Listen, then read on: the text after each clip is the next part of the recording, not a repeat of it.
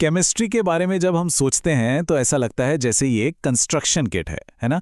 जहां हम छोटे छोटे परमाणुओं को जोड़कर नई नई चीजें बनाते हैं। लेकिन जरा सोचिए, अगर कुछ ऐसा बनाना हो जो आज तक बना ही नहीं, कुछ बिल्कुल अलग, तो क्या हमें कुछ ऐसे औजारों की जरूरत नहीं पड़ेगी जो थोड़े अनप्रिडिक्टेबल हों, जो नियमों को थोड़ा मोड़ सक। तो चलिए आज इसी सवाल के पीछे की कहानी को समझते हैं। हम ये पता लगाएंगे कि कैसे केमिस्ट्री की दुनिया में थोड़ी सी अस्थिरता, थोड़ा सा केओस असल में कुछ अद्भुत बनाने की सबसे बड़ी ताकत बन सकता है। तो चलिए इस दुनिया में कदम रखते हैं और हमारी इस कहानी का जो मेन कैरेक्टर है वो है फ्री रेडिकल। अब ये फ्री रेडिकल आखिर भला क्या है? देखिए, आसान शब्दों में ये एक ऐसा परमाणु या अणु है जिसके पास एक अकेला बेचैन इलेक्ट्रॉन है।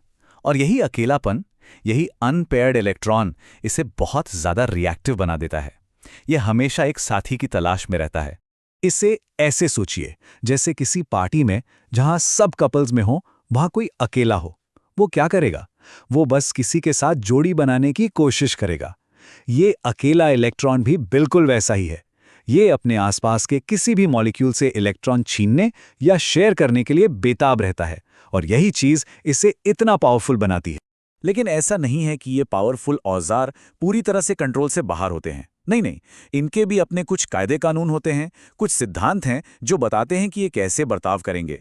देखिए, एक रेडिकल कितना स्टेबल होगा ये इस बात पर डिपेंड करता है कि उसके पड़ोसी कैसे हैं। जैसे एक टर्शरी रेडिकल जिसके चारों ओर कई एल्काइल ग्रुप्स हों, मान लीजिए दोस्तों का एक झुंड, वो ज्यादा शांत और स्टेबल होता है।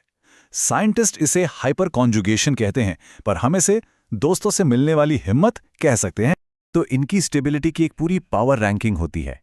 सबसे ऊपर सबसे स्टेबल होते हैं बेंजाइल और एलाइल रेडिकल। और जानते हैं क्यों?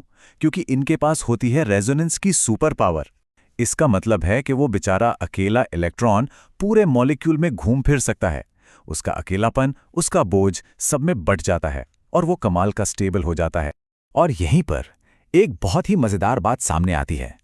सारे रेडिकल एक जैसा हमला नहीं करते। क्लोरीन रेडिकल एक हथौड़े की तरह है, बहुत रिएक्टिव, बहुत ताकतवर, जो सामने जो भी आए उस पर वार कर देता है। वहीं ब्रोमीन रेडिकल एक सर्जन के स्कैल्पेल की तरह है, कम रिएक्टिव पर बहुत सिलेक्टिव। ये हमला करने के लिए सबसे सही और सबसे स्टेबल जगह को चुनता है। चलिए अब ये देखते हैं कि केमिस्ट इन पावरफुल टूल्स का इस्तेमाल असल में कैसे करते हैं।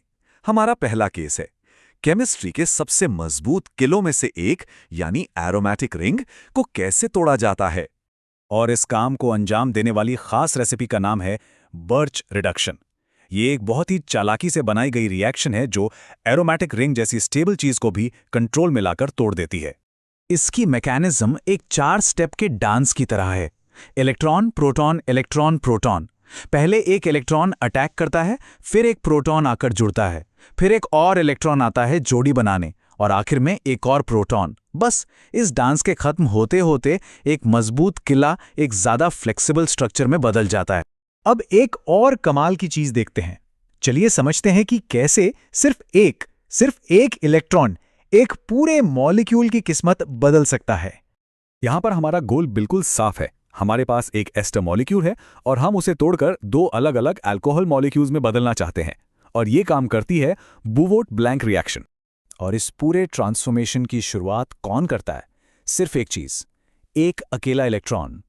सोडियम एटम से निकला हुआ एक नन्हा सा इलेक्ट्रॉन इस पूरे बदलाव की चिंगारी लगा देता है।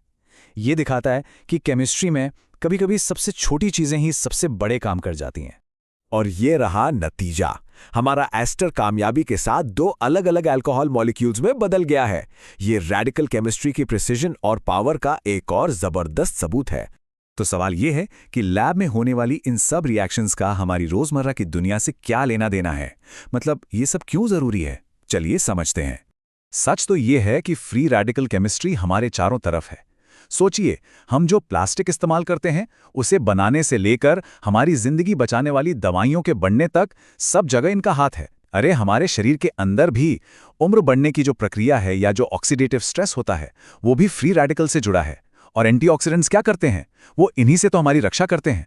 तो अंत में सवाल यही उठता है, जब हमारे पास बनाने के लिए इतने पावरफुल और थोड़े अनस्टेबल औजार हैं तो हमें भविष्य में इनसे क्या बनाना चाहिए? केमिस्ट्री की संभावनाएं अनंत हैं और ये बेचैन रेडिकल्स उन संभावनाओं को हकीकत में बदलने की चाबी हैं।